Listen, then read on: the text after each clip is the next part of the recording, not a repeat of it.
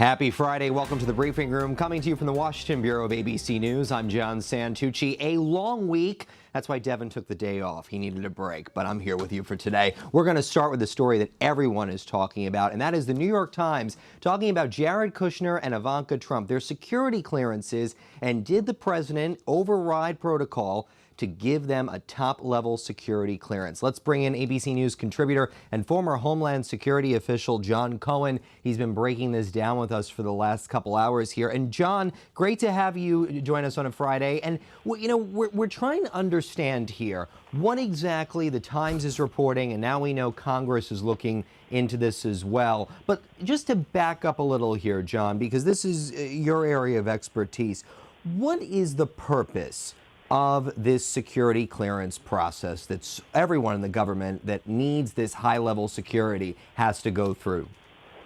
Yeah, hey, John. So that's an important question. So the security clearance process is not just an administrative exercise. The security clearance process is actually a significant part of our efforts to safeguard our most sensitive secrets, our classified information, the way our intelligence organizations operate, the way they collect information. And in almost every case, before somebody is granted a top secret clearance, they are subjected to a rigorous background investigation. Investigators will want to see if there's anything in this person's history that will suggest that they will be unable or unwilling to safeguard these secrets, or whether there's anything in their background which suggests that they are compromised or could potentially be compromised by a foreign intelligence service. And John, the president, what is his power here in this case? So if there's someone in the administration that's been declined by the folks that are tasked with reviewing this process, he does have the ability to step in and overrule them.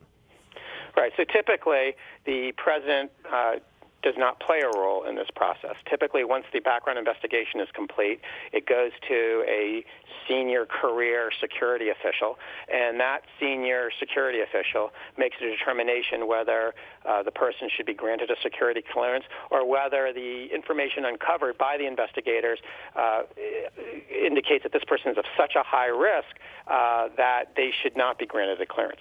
Now, the president, as the chief executive of the executive branch, does have the ability to override the decision made by this senior security official. Typically, it's not done, but he does technically have that authority. And the president does have the authority to decide who works for him as well. Right.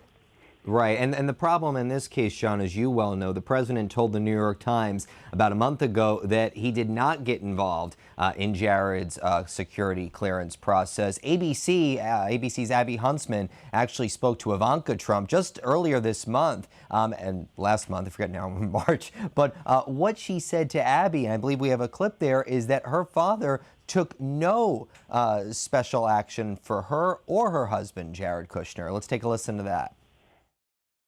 There are a lot of people that question whether you were given special treatment by the president, overriding other officials. Can you speak to that? There were anonymous leaks about there being issues, but the president had no involvement pertaining to my clearance or my husband's clearance, zero. So, John, here's the question for you. Now we know that House Oversight Chairman Elijah Cummings is launching an investigation. He has been saying, in light of these reports, and his team have been looking into this for quite some time, that the White House was stonewalling him. Given that, and the fact that we've now learned, according to the Times, which ABC has not confirmed independently, that there are these memos from former Chief of Staff John Kelly, what is the committee's ability here, John, to actually have oversight, to investigate what is happening here? Yeah, so the committee will look at several issues. One issue was the president and were other people in the White House telling the truth when they talked to the media, when they reported to Congress that the president played no role. A bigger issue, however, that they're going to look at is why this decision was made and whether in making this decision the president actually did something that it could be potentially harmful to national security. They're going to look at whether there was a possibility that by providing somebody who a security official clearly claimed that there was a high risk, so they shouldn't get a clearance, whether giving them that clearance put information at risk. They're also going to look at whether by doing so, that actually served as a disincentive for people in the intelligence community and our foreign partners who share intelligence with us on a day-to-day basis that we use to protect Americans, whether by doing this it serves as a disincentive for this information to flow to the White House. John Cohen, appreciate your expertise on this. Thank you, sir. Have a good weekend. We're going to switch gears here in the briefing room. North Korea, the second summit. The president just returned home. We have not seen President Trump since he came back late last night. But now questions about what actually happened during the second summit. The president saying no deal, had to get up and walk away from the table. You're a different story if you're in North Korea. Let's bring in ABC's Terry Moran and ABC's Bob Woodruff for this conversation, both of whom have covered this extensively. Bob has been in North Korea many, many times. Terry, let me start with you, though, on this, because, you know, it is pretty rare, as we know, for this president to come out and admit no deal, it didn't work, and we'll kind of see where this goes from here. You know, the ironic thing in this presidency, which we call the new normal or nothing like it has ever happened before, is that what we saw in Hanoi, if it weren't for the fact that it was with North Korea, is a pretty normal thing. The president is trying to negotiate a deal. He doesn't get what he wants, and so he walks away from the table, hoping to get more later. That basically is what happened. We're watching Donald Trump as a negotiator in real time, and we've been watching it from the beginning with North Korea. Remember, he came in and was told directly by his predecessor, Barack Obama, that North Korea was the most pressing, urgent, and dangerous problem he would face. And so what he did was do the fire and fury rhetoric and threaten and rattle the saber, and then leapt at the opportunity to meet face-to-face with Kim. He's now established these very warm personal relations with Kim Jong-un, and is trying to use that leverage, both the tough stuff and the soft stuff, to get Kim to denuclearize. But it's not happening. No, it's certainly not. And Terry, for those actually in North Korea, this was the message they got from state TV there. Take a listen to this.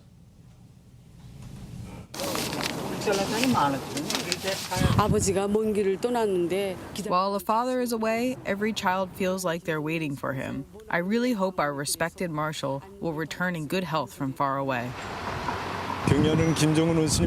My feeling is just missing our respected Marshal, Kim Jong-un, and wanting to see him and hoping that he's healthy.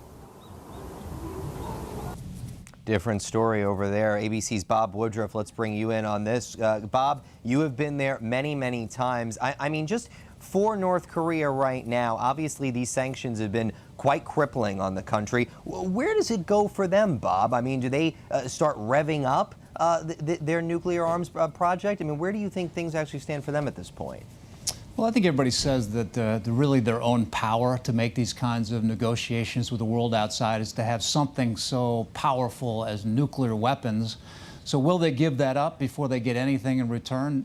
Nothing. They're going to want a lot. In fact, during this meeting, the summit down there in Vietnam, North Korea is asking for two things. They're asking for the lifting of the sanctions, and they're asking for somehow the U.S. forces to leave Southeast Asia, or at least from South Korea, where there's about more than 28,000 American military there. So that's what they are asking for. The U.S. is just asking for them to start denuclearizing. And no one's going to do the first one first. So the power of North Korea to demand things has never been stronger now than it ever was before, because they can now reach the U.S. coast probably with some kind of nuclear bomb. At least that's what the tests are showing so far. So they're demanding a lot, and I don't think either side wants to give up much. And Bob, sticking with you here for a second, obviously what we saw as the president gave his press conference just before departing was a defense of Chairman Kim Jong-un as it relates to the death of Otto Warmbier. His family remains silent throughout the president's press conference and shortly thereafter, but we finally got a statement from them. I know we were all reacting to this earlier. It reads, "We have been respectful during this summit. Now we must speak out. Kim and his evil regime are responsible for the death of our son Otto. Kim and his evil regime are responsible for unimaginable cruelty and inhumanity. No excuses or lavish praise can change that." Bob, we have covered the stories too often of the torture activities of the North Koreans.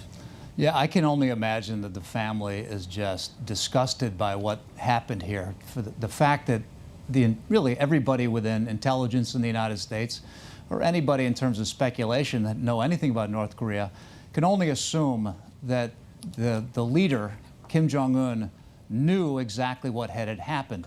If the president was only saying that he didn't know at that very moment when he went unconscious, about a year earlier before he came back to the United States, and days before, where he died in the U.S. after a few days after he returned, if he's basically saying he didn't know at that very moment when he was unconscious, who knows? But he certainly knew exactly what he was going through for that year while he was not speaking, while he was unconscious there in the hospital over in North Korea. Right. So the family must be just so furious about this idea that he didn't know anything about it, and you're finally hearing from them for the first time. Fred Warmbier, the father, went to the Olympics with the Vice President of the United States. That's right. And then both he and his wife were there for the State of the Union back in 2018. So, they were backed by the president. Suddenly out of nowhere, the family hears this message. That's why they've spoken now for the first time in a long time. To your point, Bob, actually, I remember the Olympics. I actually forgot about the State of the Union. It's pretty stunning, and honestly, who could blame them for reacting the way they did? But real quick, just to close this out, Terry, I just want to come back to you. Who takes the lead here, Terry, and where this goes? Because obviously John Bolton had been dealing with a big piece of this. We know that Mike Pompeo, the Secretary of State, has made several trips on his own trying to facilitate a relationship with the North Koreans. Well, it looks like Bolton, a hardliner, and Pompeo, hardliner as well, have managed to corral President Trump. Remember that one of the concerns that people had is that Trump would make a bad deal, that he'd leap at anything for that Nobel Peace Prize. Well, he didn't. He walked away. And so now, in some ways, the ball is really in Kim Jong-un's court, as it always has been. He has played a weak hand very, very well. When he took power after the death of his father, they had a rather desultory nuclear and missile plan. Most of their stuff blew up or didn't work. And then now they've got, as Bob pointed out, the capacity to strike the continental United States with a nuclear-tipped warhead. We believe that. So if he starts up again with some kind of test, even just a regional test, he'll be rattling the chains and will demand a response. I think President Trump has made clear he wants to continue talking. He wants to get to yes. He's just not there. We'll see where this goes. Terry Moran, thank you. Bob Woodruff in New York, thank you as well. Great to have you both join us on this topic. Much appreciated. Coming back inside the briefing room, we're joined by the Commander-in-Chief of our Capitol Hill unit, Trish Turner, for our next segment here. I gotta build you up when I drag you screaming and crying to do this, because we are all still trying to think about everything that happened this week with Michael Cohen, that big hearing on Capitol Hill. Trish, what's next? There's a big agenda for members of Congress and all of these hearings they have coming. Michael Cohen coming back next week. Yes, none of us could believe it when he exited the hearing and he told us, "I'm coming back next week on March 6th. Joy. So we had 3 long days, and Cohen really laid out a roadmap for so many different committees. I mean, Democrats, we already knew, were ramping up their investigations, and this only added a lot of fuel to the fire. Tax returns in the House Ways and Means Committee. We think that the case that was made in that hearing room by Michael Cohen, with a number of Democrats questioning him, buttressed the case for House Ways and Means to grab, at the tax returns possibly sooner. We are on the cusp of hearing from House Judiciary Committee Gerald Nadler. We think he's going after on the obstruction of justice piece. There's a lot of what Cohen said that could be used in a hearing like that. And then we know, as you know, Felix Sater is also coming. Well, and let's talk about that for a second, right? Because now we saw, we were watching that hearing, all of us together here, and the team up on Capitol Hill. And we were saying Cohen really really gave a lot of breadcrumbs to where everybody can go next. But Felix Sater really gets into one of the hearts of this, which is the Trump Tower Moscow project. Yes, it's a really big deal. We thought we weren't going to be talking about Russia at all in any of the substance of the special counsel's investigation or the Southern District's investigation, and lo and behold, that's what we're left with. The biggest breadcrumb of all is what's going to happen on that front. So Felix Sater is coming back on the 14th. He seems to be the next one. And that's in public, right? Right, that's in public. That's so unusual. That's insane. This never happens in the House Intelligence Committee. And then we know also that very soon, and you know him, the CFO, Alan Weisselberg. Alan Weisselberg, he's going to be very soon coming to the Hill. Don't know what he does about an immunity agreement that he has with the Southern District, so they have to work out those details. And for those of us just tuning in, so that's the CFO of the Trump Organization, has been with the Trump family forever. Actually, the longest employee. He was there when Donald Trump's father was running the Trump group. So a lot to unpack there. I'm curious, though, before I let you run away, and you're not, 'cause you're staying for the last segment, just reminding you.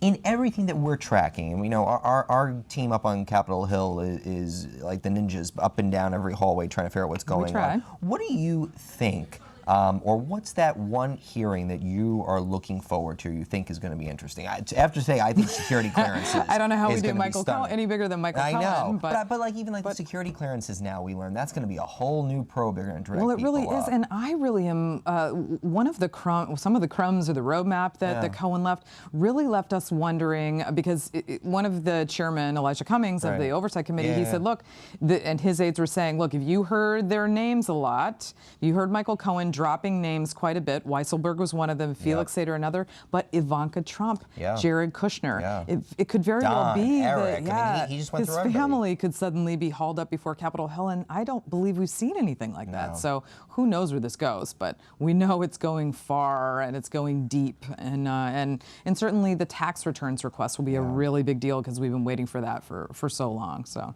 Coming to a theater near you. Trish, thank you. Don't move. Grab the popcorn. Do not move. Don't move. Stay. Pizza. I need you here. One more second. Yeah, exactly. Don't move. We'll get there in a second. But we're going to go to Seattle first. ABC's Johnny Verhoevic is out there for us because we are on 2020 watch. Another candidate entered the race today, Washington State Governor Jay Inslee. Before we get to Johnny, let's take a look at Inslee's announcement.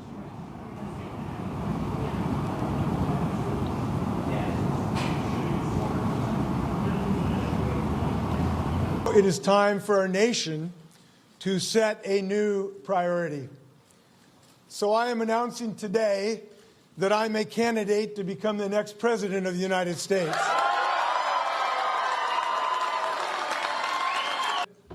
It is our moment to solve America's most daunting challenge and make it the first, foremost, and paramount duty of the United States, and that is to defeat climate change.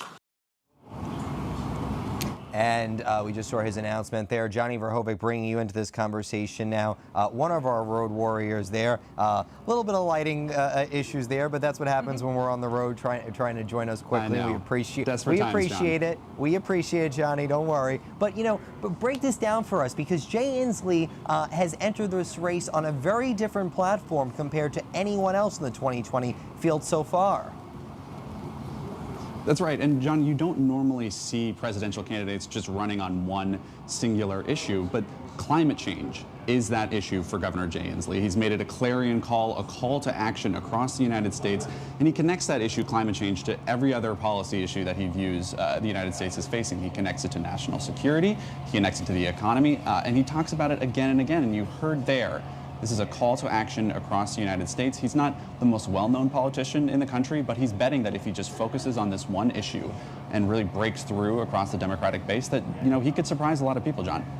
Yeah, and talk about that also, because what he's unique in this role so far for all the candidates that are coming out here, Johnny. We have not seen anybody out of the Beltway yet. We have all senators, members of Congress. This is the first governor that's declared. That's exactly right. This is the first governor that's actually gotten into the Democratic race. And As you well know, it's a very crowded field. You've got 6 United States senators, you've got a mayor, you've got a former cabinet secretary, and Inslee really is pitching himself on his record of accomplishment as Washington's governor, both on climate change. He's passed education reform. He talked about legalizing marijuana, which voters in this state, my home state, did in 2012. And so he's really pitching himself on that list of accomplishments, as well as that singular issue of climate change, which just comes up again and again when you talk to Governor Inslee. Johnny Verhoevic in Seattle. Johnny, I would say have a nice Friday and go get a drink, but it seems like all you got to do is spin around. It's right and there. Maybe you're good to go. John, yeah, I told really. the producers, I promised them I will not take a drink during this broadcast. I promise. Okay. Well, you're free and clear, bottoms up. Much appreciated. Coming back inside the briefing room, and I got you to stay. Wow, look at that. I'm so proud of myself. Which means you're going to really kill me later. But anyway, you know, one of the things that we often joke about is in our jobs, how it can be kind of crazy covering these hearings up on Capitol Hill, the all days long hearings that we had. Punishing, right? You guys get up there early for 8 Good o'clock Morning in the morning, America. 7 o'clock. Yeah. Yeah, I mean, that day happened to be 6 o'clock, the one you're talking about. Yes, very long day. We didn't, you know, we didn't even see the whites of Michael Cohen's eyes outside the hearing room doors till like almost 6 o'clock. Yeah, no, so it keeps going. pretty punishing. Yeah. Sometimes you can't eat. But sometimes you gotta get a little snack. Yeah, sometimes you need a snack. So someone, get a little desperate. I guess it's a younger member of the staff was running out, break from the hearing, dug into this pizza. He's getting the nickname Pizza Kit because he was just trying to get a snack, gets caught on camera by our colleagues over at CBS News, and now they got gifts of him. You know, our team here actually got into this as well. ABC's Ali Pecorin, who's going to kill me right now, but I do not care. Your list gets longer. There she is. She just had to get a slice of pizza in the long week that we've all had. Yes. I think after this, punish people here. Yes, I do. But you're in trouble now. Yes, I am. I'm gonna have official. to. I'm gonna have to buy her a slice of pizza. Yeah. You know she's a Long Islander, so you're in a lot of trouble. She is? Oh, that's right. Yeah. I think the family is like. Oh, okay. Yeah, you're in Failed trouble. that test. All right. Anyway, thanks so much for joining us for this week. A big week ahead. You can log on to abcnews.com for all the latest. For Trish Turner, I'm John Santucci in Washington. You are watching ABC News.